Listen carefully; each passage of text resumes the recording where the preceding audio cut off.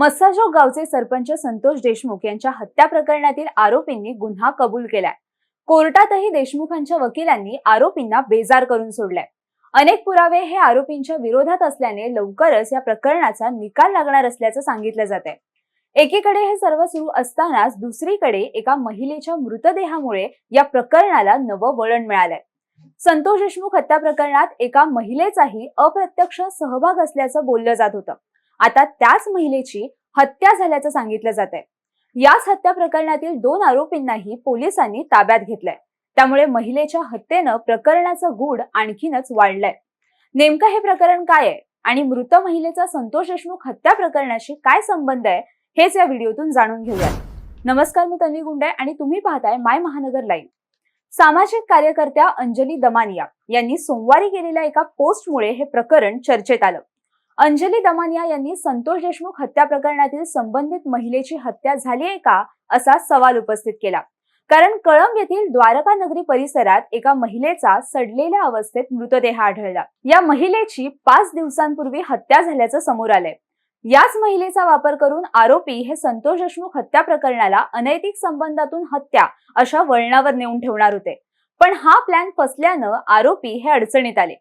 समोर आलेल्या माहितीनुसार मृत अवस्थेत आढळलेली महिला ही वेगवेगळ्या नावानं फसवणूक करायची। मनीषा कारभारी बिडवे असं या मृत महिलेचं नाव आहे। ती सावकारी करायची। आताही या महिलेची हत्या अनैतिक संबंधातून झाल्याचं सांगण्यात येत आहे। महिलेच्या हत्येप्रकरणी पोलिसांनी 2 जणांना अटक केली आहे। रामेश्वर उर्फ राण्या माधव भोसले आणि उस्मान गुलाब सय्यद असं या आरोपींचं नाव आहे। पोलिसांनी अटक केल्यानंतर आरोपीने हत्येची कबुली दिली आहे। रामेश्वर भोसले हा महिलेचा ड्रायव्हर होता, पण महिला ही आक्षेपार्ह असलेले व्हिडिओ आणि फोटो दाखवत आरोपीला टॉर्चर करायची। याच रागातून आरोपीने महिलेला ठार केल्याचं सांगितलं जात आहे। महिलेला ठार केल्यानंतरही आरोपी हा 2 दिवस मृतदेहासोबतच राहत होता। धक्कादायक म्हणजे तो मृतदेहाच्या शेजारी बसून जेवणही करायचा। 2 दिवसांनी मृतदेहाला वास येऊ लागल्याने तो बाहेर पडला।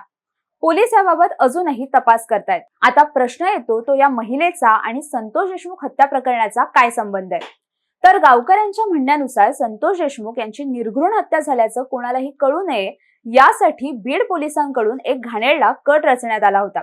संतोष देशमुख यांचे एका महिलेशी अनैतिक संबंध होते, त्यामधूनच त्यांची हत्या झाली असा बनाव पोलीस आणि आरोपी हे दोघेही करणार होते। ज्या महिलेशी संतोष देशमुख यांच्याशी अनैतिक संबंध दाखवायचा कट होता ती महिला मनीषा बिडवे असल्याचं सांगितलं जातं।